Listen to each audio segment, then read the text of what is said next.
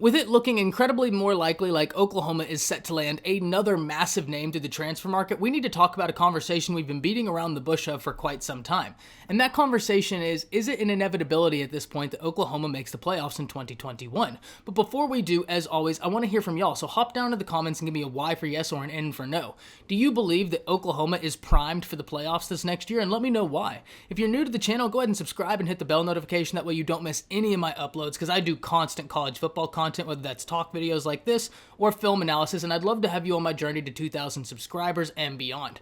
If you would and you enjoy the video, drop a like and comment down below, because likes, comments, and subscriptions really do not only mean the world for a content creator like myself, but they help us get picked up by the YouTube algorithm, and I can't thank everybody enough that has supported the channel. It really does mean the world to me, and it has turned this into something I never thought it would get to this point. With all that being said, we have a lot to talk about. So for those of you that don't follow the J-Boy Show on Twitter, I implore you, please do. He is one of the best in the business at not only calling correct information, but having the hookups, and today he has been tweeting out that it is increasingly more likely, and it is looking more and more 100%, that Big Kat Bryant is going to OU. Now this is something we felt like was going to happen for quite some time. We've been waiting on the announcement for a while, but there's been a lot of nothingness in the news network of Big Kat Bryant and what was going to happen, even though, like I said, we all thought it was an inevitability that he ended up at OU, but now that inevitability is looking more and more like a reality. And we need to talk about this because OU had already won the transfer market this past year, in a year where they were bumped out of the top 10 in recruiting, although that's a little bit facetious because they had such a small class. It is a little bit of a hard thing to gauge what OU's recruiting class was because their average recruit ranking was a top 10. And so the recruiting class in and of itself was very good. They just didn't take a lot of guys, one. And I think we have to give a lot of credit to Lincoln Riley because this year was a year where, like last year, he went all in on a few 5-stars and he missed. He got Caleb Williams, but he didn't get Tristan Lay. He didn't get Kamar Wheaton. He utilized the transfer market masterfully this year. Winning transfer market, I mean, out of every team in the nation, OU is easily winning in the transfer market in the acquisition of players and good players. In a year where they didn't get Tristan Lay, in a year where they didn't get Kamar Wheaton, they land Eric Gray and Wanye Morris, two guys who are already proven to be D1 starter caliber players. You know, 5-star recruits are great, and for the most part, when they're going to an OU at Alabama, Ohio State, they work out. But there's that possibility they don't.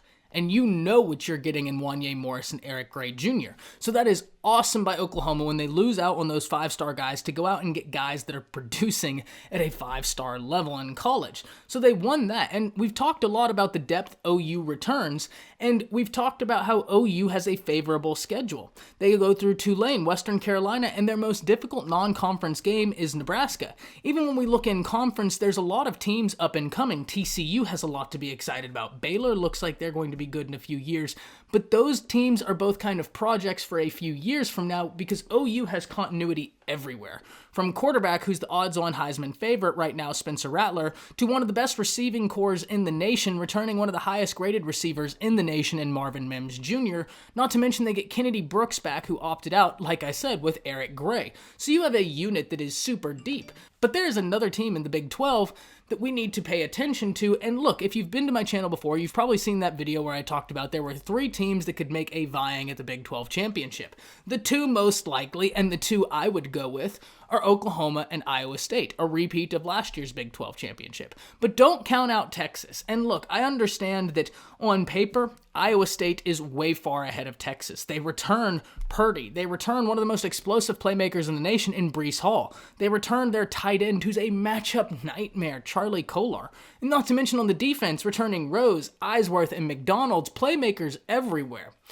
The only reason why I'm a bit hesitant on Iowa State is because even with all that, they were 50th in the nation in pass and 38th in the nation in the run. To put this into perspective, OU was 14th in the nation in pass, although they weren't as good in the run. Iowa State looks to be the second team to make a run at the Big 12 championship, but on paper, you cannot count out that Texas has a lot of exciting things going on there, a lot of talent on that team, and when you have a guy that can scheme like Steve Sarkisian, it is going to be interesting to see how he implements that talent. Now, looking specifically at OU, and we've talked about the schedule being favorable, I think that OU is in a place right now where they are going to be able to make the Big 12 championship. And look, if you go there undefeated, you are almost primed for playoffs. The only bad thing about OU's schedule is it really doesn't allow for a loss because there really isn't the strength of schedule here.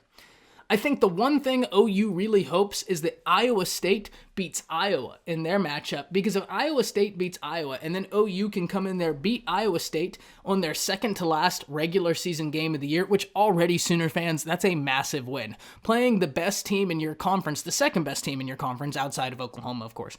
Playing the second best team in your conference as the second to last game in your regular season is huge because you already know who you are as a team, you already know your weaknesses, and you've been able to work through that, right? Iowa State has to play Iowa very early in their season, and Texas and OU is always a early game, but it's one that you really look forward to. That game could go either way. I do expect OU to win it.